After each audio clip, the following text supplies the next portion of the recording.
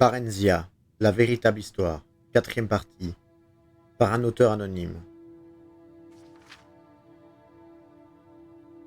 Tout ce que j'ai jamais aimé, je l'ai perdu, se disait tristement Barenzia en regardant les chevaliers qui l'escortaient. Et pourtant, j'ai acquis richesse et pouvoir, et la promesse d'en gagner davantage encore. Mais je les ai chèrement payés. Je comprends maintenant pourquoi Tiber Septime les aime tant, si lui aussi a dû consentir à des sacrifices similaires pour les obtenir. Car la valeur de chacun se mesure sûrement à sa force d'abnégation. Selon son souhait, elle montait une jument rouane, vêtue comme une guerrière d'une resplendissante cope de maille, de facture elfique, tandis que ses dames de compagnie suivaient en carrosse. Au fil des jours, la route tortueuse avançant résolument vers l'est, se mit à monter à l'abord des premiers contreforts des montagnes de Morrowind. Le fond de l'air était frais, le vent automnal soufflait en permanence.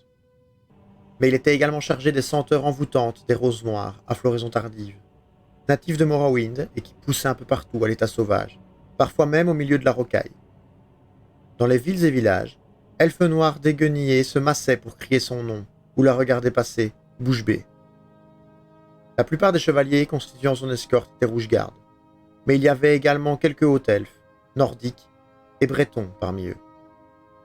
Alors qu'ils s'enfonçaient plus profondément dans le cœur de Morrowind, ces étrangers devenaient de plus en plus inquiets et avaient tendance à resserrer leurs rangs sans s'en rendre compte.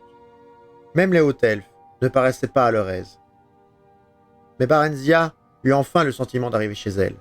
Cette terre, sa terre, l'accueillait à bras ouverts. Elle le sentait au plus profond de son être. Symmachus vint à sa rencontre, à la frontière du royaume, accompagné d'un détachement de chevaliers constitué pour moitié d'elfes noirs. Elle nota que tous portaient une tenue de combat impériale. Son arrivée à Long-Sanglot fut saluée par une grande parade et les discours de bienvenue des hauts dignitaires. « Je vous ai fait préparer la suite royale, mais vous pouvez bien évidemment faire changer tout ce qui n'est pas à votre goût, lui dit le général, alors qu'ils atteignaient le palais. Il lui décrivit ensuite par le menu la cérémonie du sacre, qui se tiendrait dans une semaine. Elle le retrouva aussi sûr de lui que lorsqu'elle l'avait quitté, du moins en apparence, mais elle sentit bien vite que, derrière cette assurance, il semblait guetter, voire espérer, l'approbation de la jeune femme. Voilà qui était nouveau. Il ne lui posa aucune question sur son séjour à la cité impériale, ou sa liaison avec Tiber Septime, même si Barenzia ne doutait pas que Drelian lui en avait parlé en détail dans les nombreuses lettres qu'elle lui avait envoyées. Comme bien souvent, la cérémonie fut un mélange de tradition et de nouveautés, puisqu'elle mêlait les coutumes elfiques de Long-Sanglot et les décrets impériaux. Barenzia prêta serment de servir l'Empire et Tiber Septime, en plus du royaume de Long-Sanglot et de son peuple. Après quoi, elle accepta les serments de fidélité et d'allégeance de la part du peuple, de la noblesse et du conseil.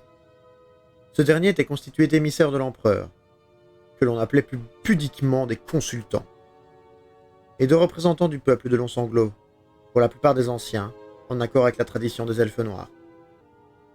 Barenzia s'aperçut rapidement qu'il lui faudrait passer le plus clair de son temps à servir de médiatrice entre ces deux factions. Les anciens étaient supposés faire la majorité des concessions, compte tenu des réformes récentes décidées par l'Empire pour ce qui était des droits terriens et de la pratique de l'agriculture. Mais celle-ci allait presque tout à l'inverse des pratiques des elfes noirs, telles qu'elles leur avaient été dictées par leur divinité. Au nom de l'unique, Tiber Septime avait décidé l'établissement d'une nouvelle tradition, et les dieux et déesses eux-mêmes étaient manifestement censés y s'y conformer. La nouvelle reine se jeta à corps perdu dans son travail. Trop déçue de l'amour et des hommes, elle jura qu'on ne l'y reprendrait pas de sitôt, et peut-être même jamais. Comme Symmachus le lui avait promis bien des mois auparavant, elle fit connaissance avec les plaisirs de l'esprit et du pouvoir. À sa grande surprise, car ces domaines ne l'avaient jamais intéressée lors de son instruction à la cité impériale, elle se découvrit une passion pour l'histoire et la mythologie des elfes noirs, accompagnée d'un désir d'apprendre tout ce qui pouvait l'être sur son peuple. Elle apprit avec plaisir et fierté que les siens étaient reconnus comme de fantastiques artisans et de grands mages et guerriers depuis l'aube des temps. Tiber Septime vécut encore un demi-siècle, au cours duquel elle le vit lors des rares occasions où il lui fallait se rendre à la cité impériale pour l'une ou l'autre raison d'État. Il l'accueillait toujours chaleureusement, et tous deux discutaient longuement, en privé, des affaires de l'Empire, lorsque l'opportunité se présentait. Il semblait avoir oublié qu'il y ait jamais eu autre chose que de l'amitié et une solide alliance politique entre eux. Il changea peu au fil des ans, à tel point que les plus folles rumeurs vinrent le jour à son sujet. On raconta ainsi que ces mages avaient trouvé le moyen de prolonger son existence, ou encore que l'unique l'avait rendu immortel. Puis un jour, un messager arriva pour apprendre à Barenzia que Tiber Septime était mort, et que Pelagius était désormais empereur. Symmachus et elle reçurent la nouvelle en privé. L'ancien général, devenu premier ministre de la reine, la prit stoïquement, comme toujours. « Cela semble à peine possible, fit Barenzia. Je vous l'avais dit, ainsi vont les humains. Ils ne vivent pas longtemps, mais cela n'a guère d'importance. Le pouvoir de Tiber Septime perdure sous les ordres de son fils. Vous disiez pourtant autrefois que c'était votre ami. Sa disparition ne vous inspire donc aucun chagrin?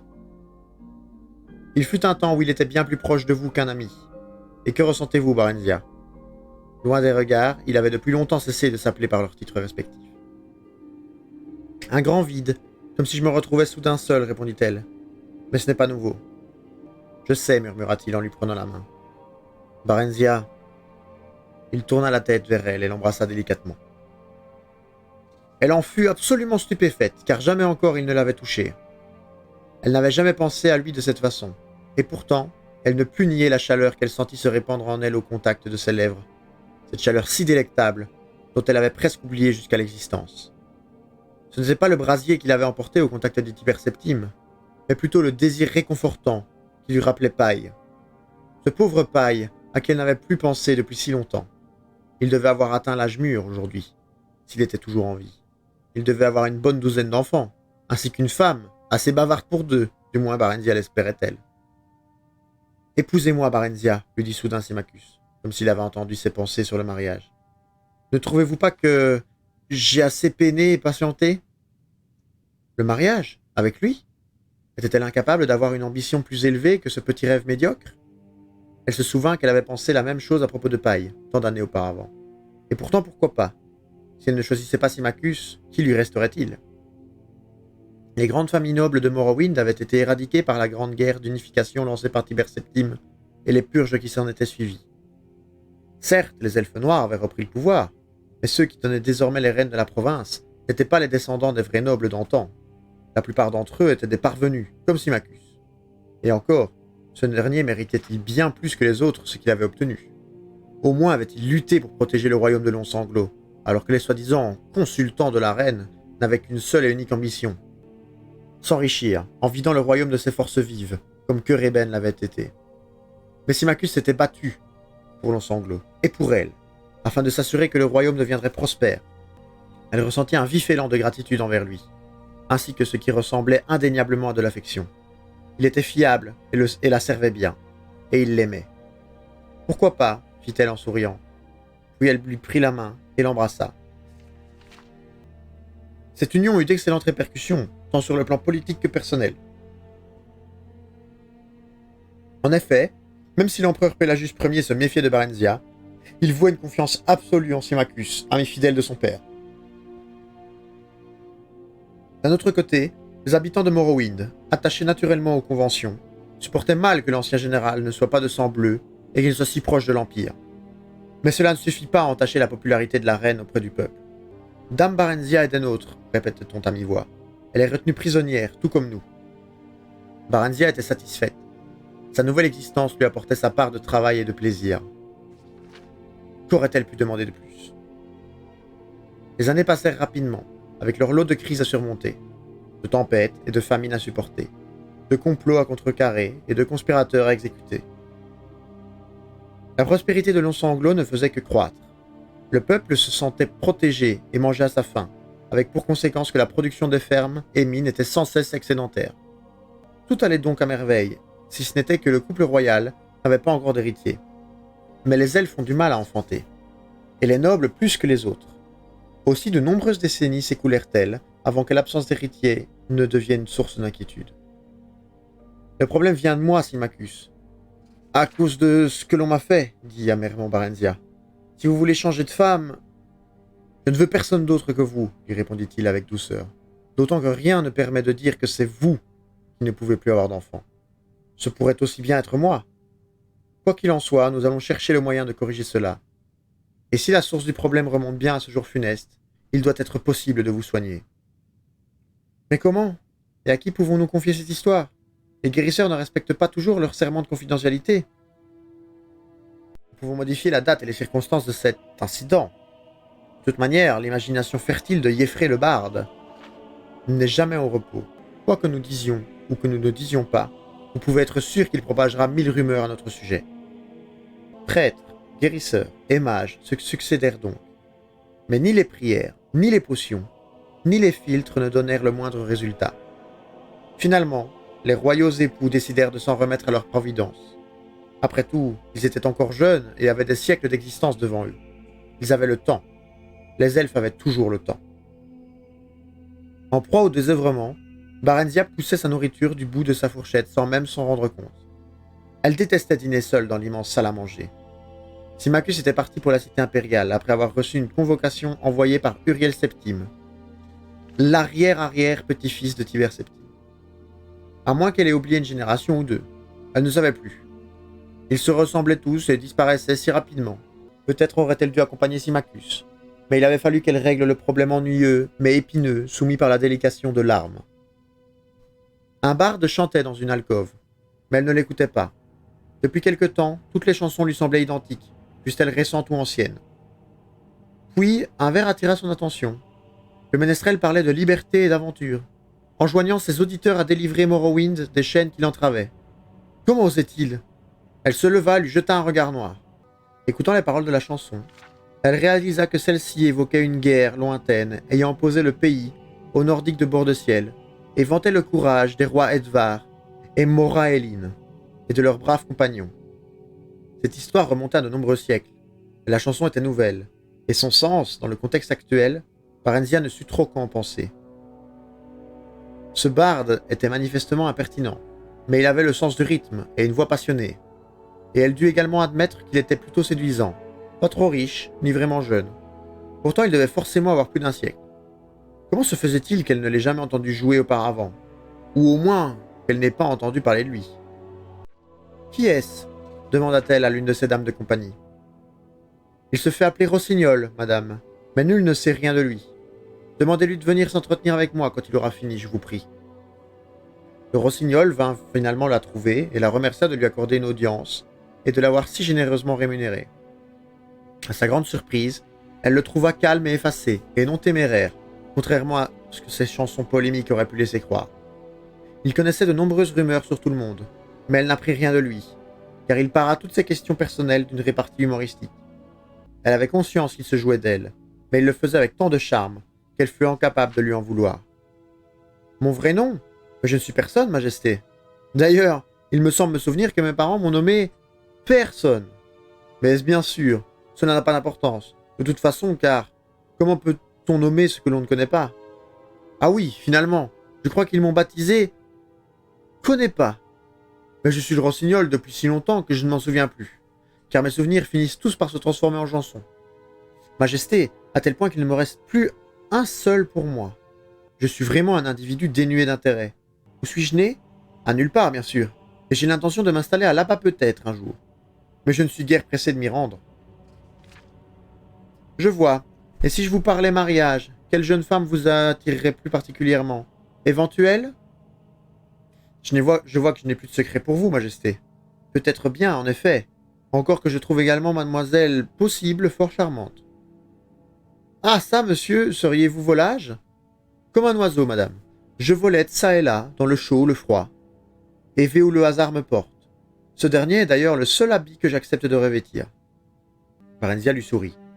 Dans ce cas, acceptez donc de passer quelque temps avec nous, sire erratique. Avec le plus grand plaisir, dame remarquable. Après cette brève entrevue, Barenzia reprit quelque peu goût à la vie. Tout ce qui lui avait semblé morne et insipide redevint passionnant à ses yeux. Elle accueillait chaque jour avec bonheur, attendant avec impatience le moment où elle pourrait discuter avec le Rossignol et l'écouter chanter. Contrairement aux autres bardes, il ne chantait jamais les louanges de la reine ou des autres dames, évoquant uniquement les exploits et faits d'armes des héros. Le jour où elle lui demanda pourquoi, il enroba sa réponse de son verbiage coutumier. « Quel plus grand compliment pourrais-je vous faire que celui que votre miroir vous fait chaque matin, Majesté? Et si vous souhaitez que votre beauté soit exprimée par les mots, Tournez-vous alors vers les grands bardes d'antan, qui me sont infiniment supérieurs.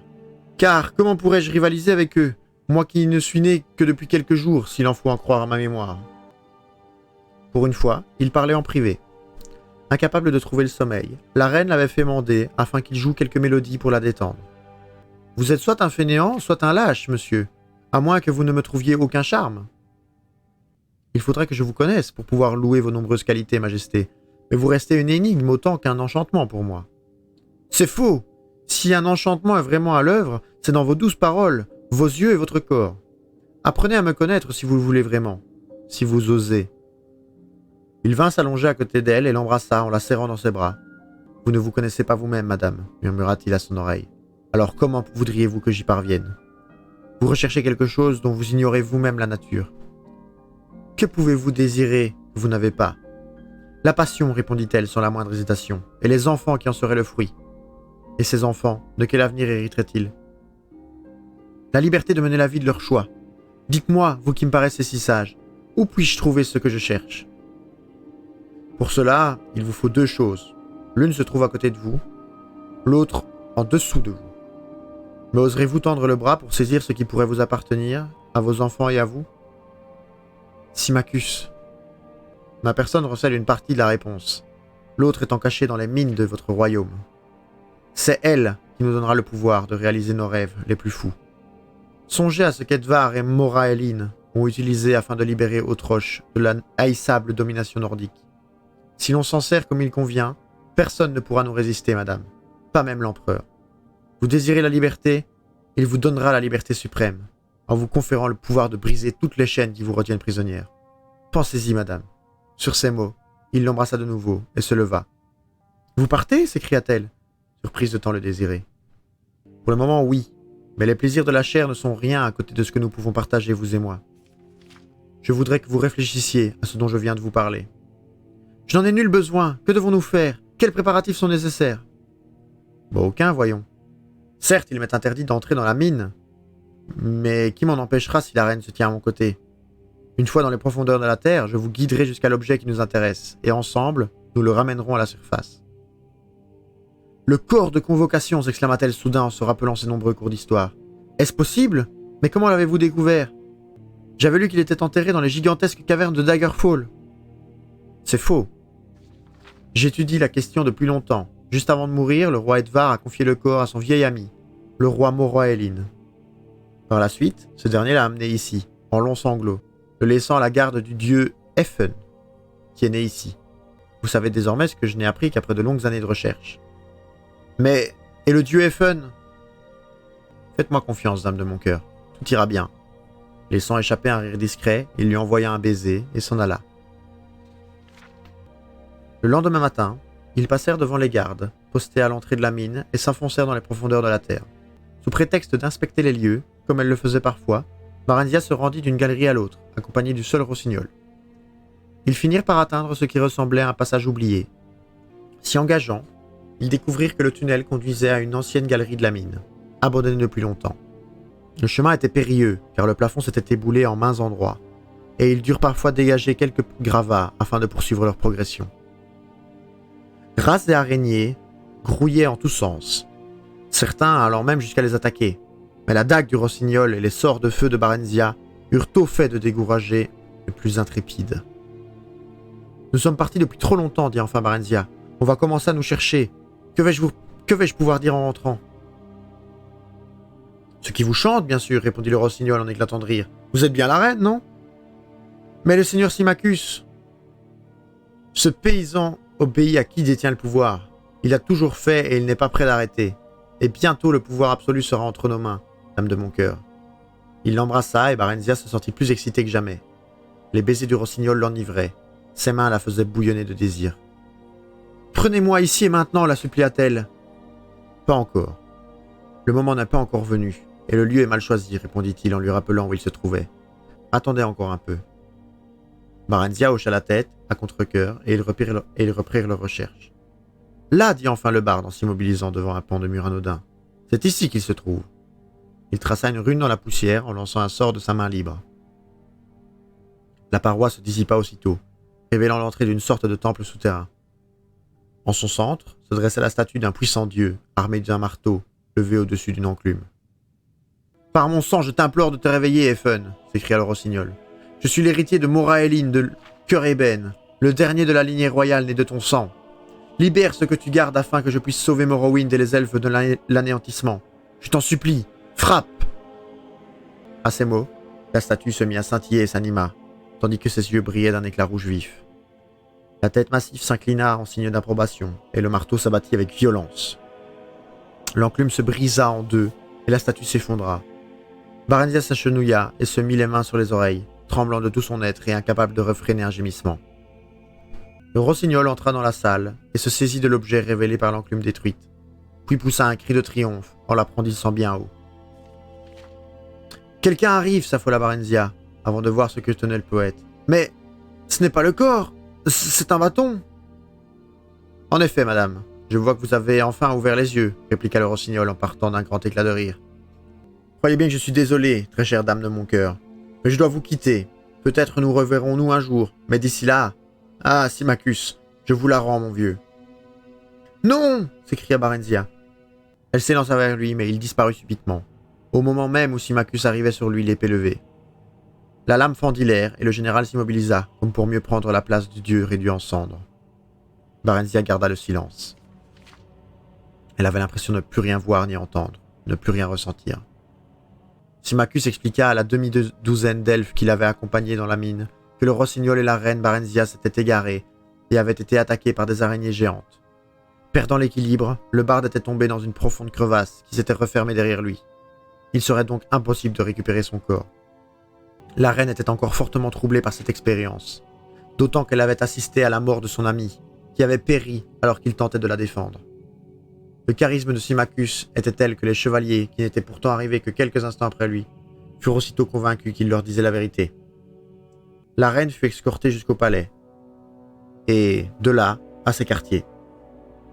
Renvoyant toutes ses servantes, elle resta longtemps assise devant son miroir, sans comprendre ce qui venait de lui arriver. Le choc avait été si brutal qu'elle se sentait incapable de pleurer. Symmachus vint la rejoindre, l'observant longuement avant de prendre la parole. « Avez-vous la moindre idée de ce que vous avez fait ?» lâcha-t-il enfin froidement. « Vous auriez dû me prévenir, murmura Barenziah. Le bâton du chaos. Jamais je n'aurais imaginé qu'il se trouvait là. Il m'avait dit que...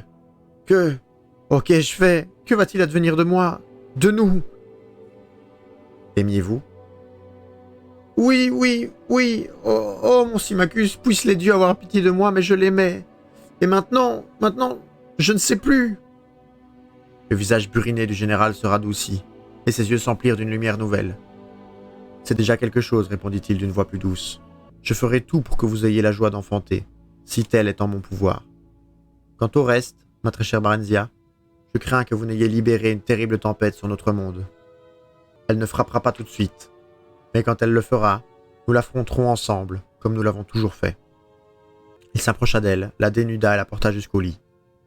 La tristesse et les désirs réprimés de Barenziah étaient tels qu'elle répondit à ses avances comme jamais, lui faisant profiter du prodigieux goût de la vie que le rossignol avait éveillé en elle. Et ce faisant, elle chassa de son esprit les fantômes que le barde y avait fait naître, en détruisant tout ce en quoi elle avait cru. Elle pensait que le vide qu'elle sentait en elle ne serait jamais comblé, et pourtant un beau jour, il le fut, car un enfant prit vie dans son ventre. Alors que son fils grandissait en elle, les sentiments qu'elle éprouvait envers le toujours patient, fidèle et dévoué Symmachus se développèrent, et l'affection qu'elle lui portait se transforma enfin en amour. 8 ans plus tard, les dieux leur sourirent une seconde fois, en leur donnant une fille. Juste après que le rossignol ait dérobé le bâton du chaos, Symmachus avait envoyé un message secret à Uriel Septime. Cependant, il ne s'était pas rendu lui-même à la cité impériale, préférant rester en compagnie de Barenziah tant qu'elle était fertile. Il s'attira pour cela les soupçons et la défaveur temporaire de l'empereur. Des espions furent chargés de retrouver le voleur, mais le rossignol semblait avoir disparu sans laisser la moindre trace. C'était sans doute un elfe noir, dit un jour Barenziah, mais il doit également avoir du sang humain, bien qu'il le cache, sans quoi sa proximité ne m'aurait pas rendu fertile. Oui, c'est forcément un elfe noir, et de la lignée des Raatim. Sans quoi, il n'aurait pas réussi à libérer le bâton, répondit Symmachus. Je ne crois pas qu'il ait eu l'intention de coucher avec vous. Étant elfe, il n'aurait pas osé. sachant probablement qu'il n'aurait plus été capable de vivre loin de vous par la suite, ajouta-t-il en souriant. Mais il savait sans la moindre doute que c'était bien le bâton et non le corps qui se trouvait au fond de la mine, et qu'il ne pourrait s'enfuir qu'en se téléportant. Car contrairement au corps, le bâton ne lui aurait pas permis de se frayer un chemin jusqu'à la surface. Les dieux soient loués, il n'a pas le corps au moins.